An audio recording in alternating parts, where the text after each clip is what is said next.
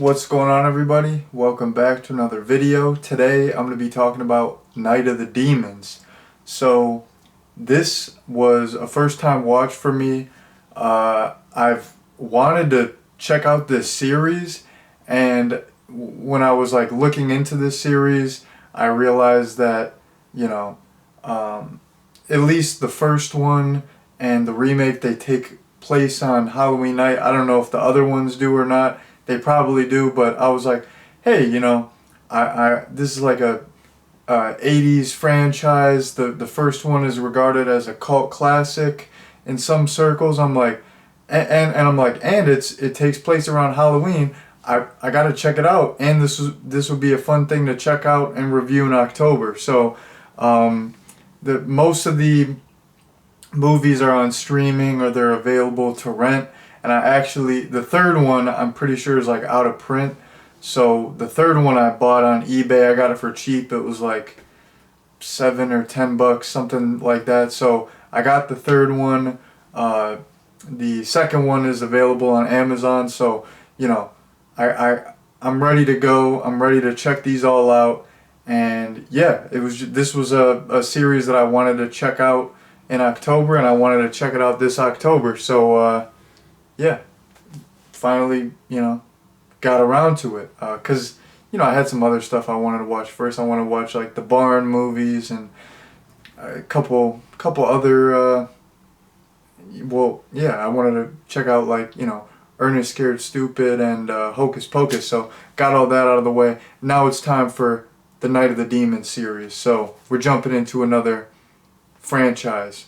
But yeah, in terms of my overall enjoyment, overall opinion, I was not a fan of this movie. So there were some things that I liked. There were some like super iconic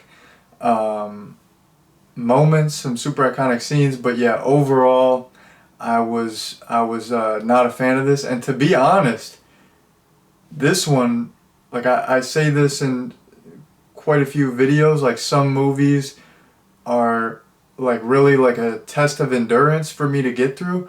This one was hard for me to get through. I kept looking at I'm like, how much time do I have left? And I would have to pause it and just like go do other stuff for a little bit. So yeah, unfortunately I was not a fan of this, and even though there was some stuff that I liked, it was hard to get through.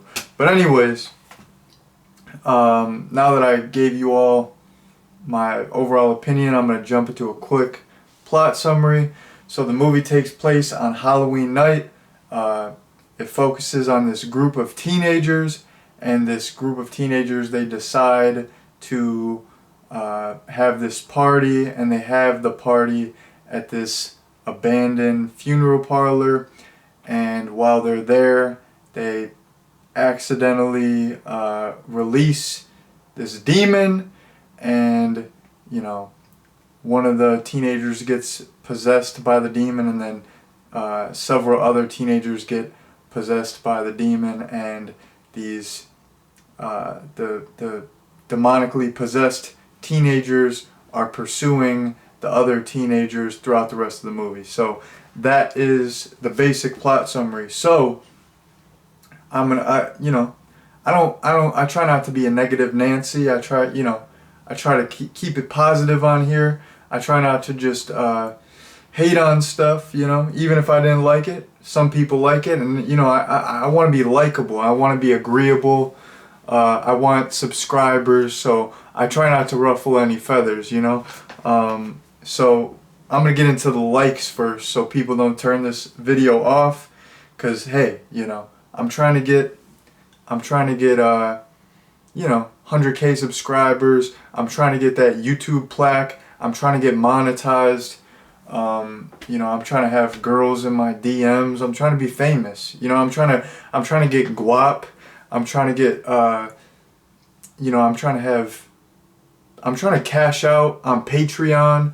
I'm trying to make at least $1 million from Patreon. So yeah, so I gotta start with the positives so people don't click off so I can achieve my dreams of being a rich and famous YouTuber.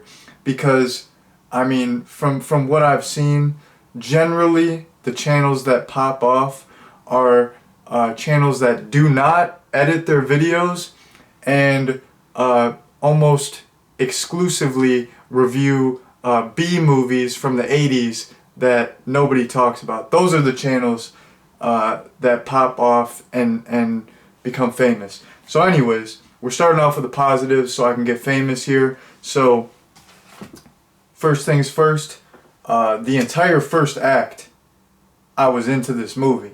The first act was fun.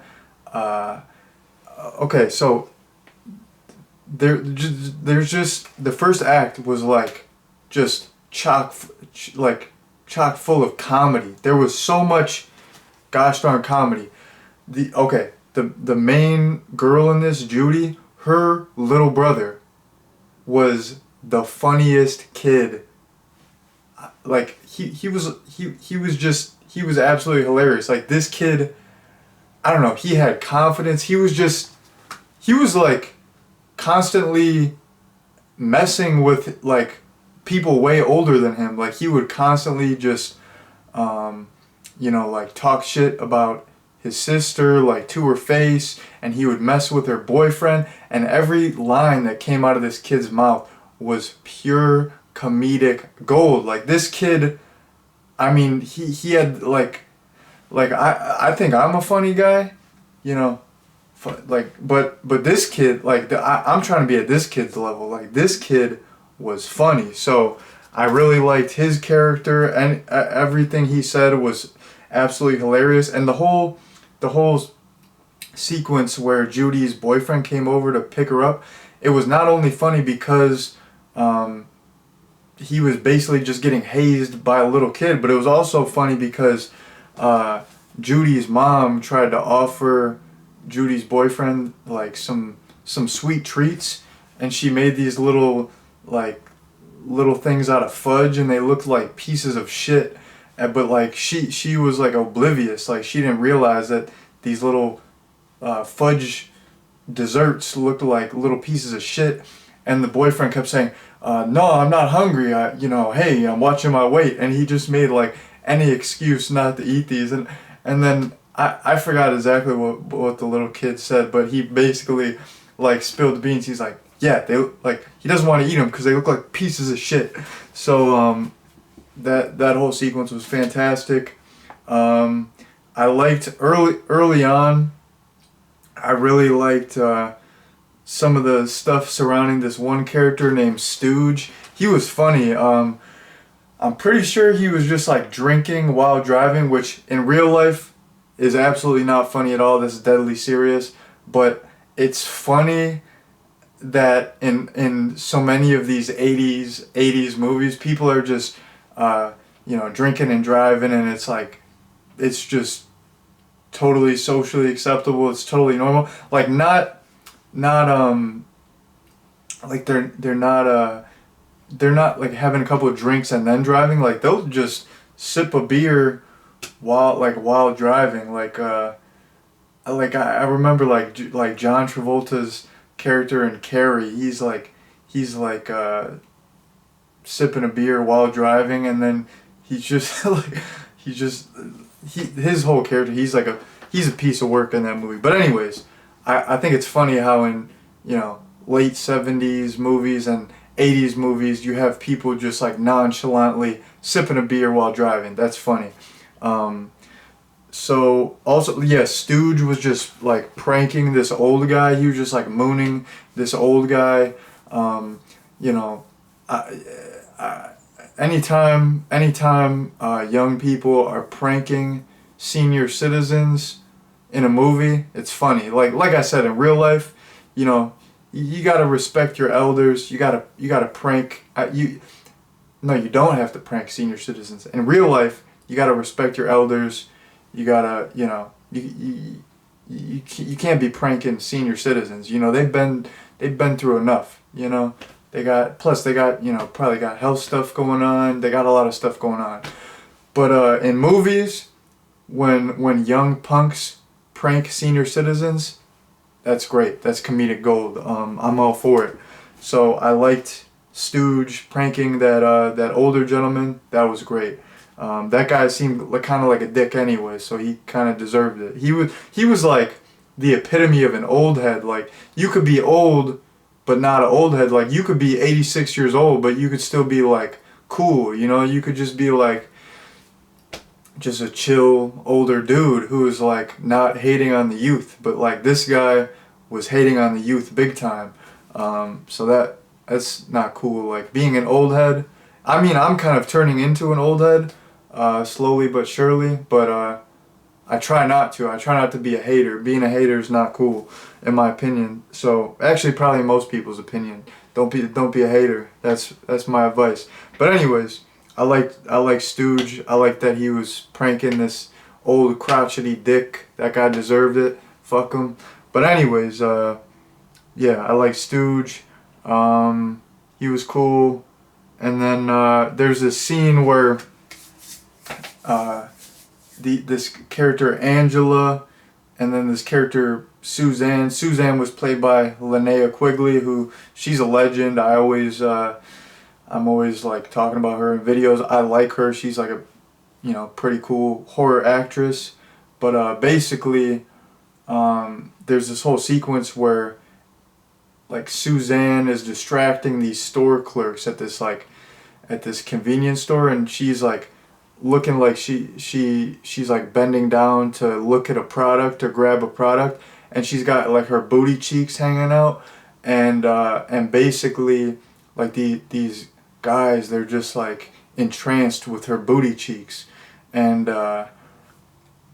I mean, I'm not trying to hate, but like she really doesn't really have an ass like that. Like she's a beautiful woman, and but I mean, like she's pretty like skinny, like she's beautiful, but like they were just like so entranced with her booty cheeks, and like homegirl barely had any booty cheeks going on. But I mean, she's still like a very, very beautiful woman. I'm not hating. Like I really do think she's attractive, but basically they're just entranced by by just her bending down, and they're like looking at her ass, and her friend Angela, like she's like intentionally distracting them, and her friend Angela is just stealing like bottles of wine, stealing chips, stealing everything that they need for the party.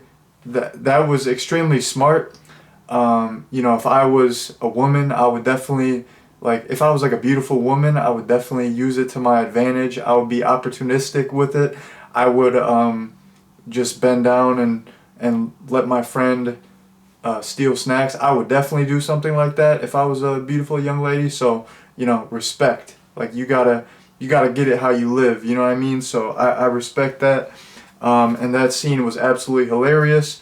So yeah, that was the last thing I had for my positive. Actually, I almost forgot. I have one more positive. So all the demon makeup, that was great as well. So yeah, that's those are all my positives. Now I'm getting into my negatives. So all that stuff that I mentioned, that was for the most part in the first act. The second and third act of the movie, I was tuned out. Like, I was watching, but I don't know, like, this movie just didn't really keep my attention. It was just, okay, so I feel like it lacked suspense. It wasn't scary, and like I said, horror movies don't always have to be scary, but this is not a slasher movie. Slasher movies, I don't expect to be scary, but this is supposed to be more of a supernatural horror movie. And if a movie is going for that approach, that angle, going for more of the supernatural horror angle, I feel like it should be a little bit suspenseful, a little bit scary. This really had no scares, no suspense. There was just like long stretches where nothing really happened. It would just be like people in a room, and they're like, oh, what do we do? Oh, I don't know. Like, yeah, there was just like a lot of uh, sequences where there was not a lot going on, long stretches where nothing was happening. The overall movie was just very boring to me. Like besides the comedy, like when the movie was a comedy, it worked well. But when it like actually tried to be a horror film, I feel like it failed, and it was just really boring. And then also, I thought like the lighting was not the best. Like it was one of those really dark movies. Like the lighting wasn't bad. You could see what was going on, but I don't know. Like it was just really dark, and it just I don't know. It didn't look good. I don't like those movies where it's like too dark. Like even though I could see everything that was happening, it was just I just didn't like that it was so dark. And then another thing too is I didn't really like the location. Like, you know, in theory, an abandoned funeral home should be like a fantastic location. But other than like, I remember there was like one coffin. This couple was like having sex in a coffin. There's like one coffin. Other than that, there were not a lot of like creepy set dressings, or they didn't really like, I don't know, it didn't really feel like an abandoned funeral home. It just seemed like some bland abandoned building with like plain walls that was like kind of dark. So yeah, the setting, even though in theory I liked it, like it wasn't like the actual aesthetic of the setting. It didn't add to like the creepy tone that they were going for. So yeah, those are all my negatives. And then just mentioning some familiar faces. So like I said, Linnea Quigley is in this. She's a horror icon. I thought she did very well, and I always like seeing her and stuff. And then also there's this one girl from the movie. I recognized her from Sleepaway Camp 3, and her name is Jill Terashita. I hope I'm pronouncing that correctly, but yeah, she was in Sleepaway Camp 3. I love Sleepaway Camp 3. I'm a huge Sleepaway Camp fan, so it was cool to see her as well. So you do have a couple familiar faces in this. But anyways, that was the last little point that I wanted to mention. Now I'm going to get into my recommendation and head out. So in terms of a recommendation, I personally would not recommend this. I think I thought it was kind of a bland and boring movie. Even though they're you know the comedy hit, but yeah, I feel like it like failed as a horror movie, and it was just, yeah, it was very bland and it was hard to get through. So I would not recommend it. But anyways, that has been my review of Night of the Demons. Thank you all very much for watching, and peace out.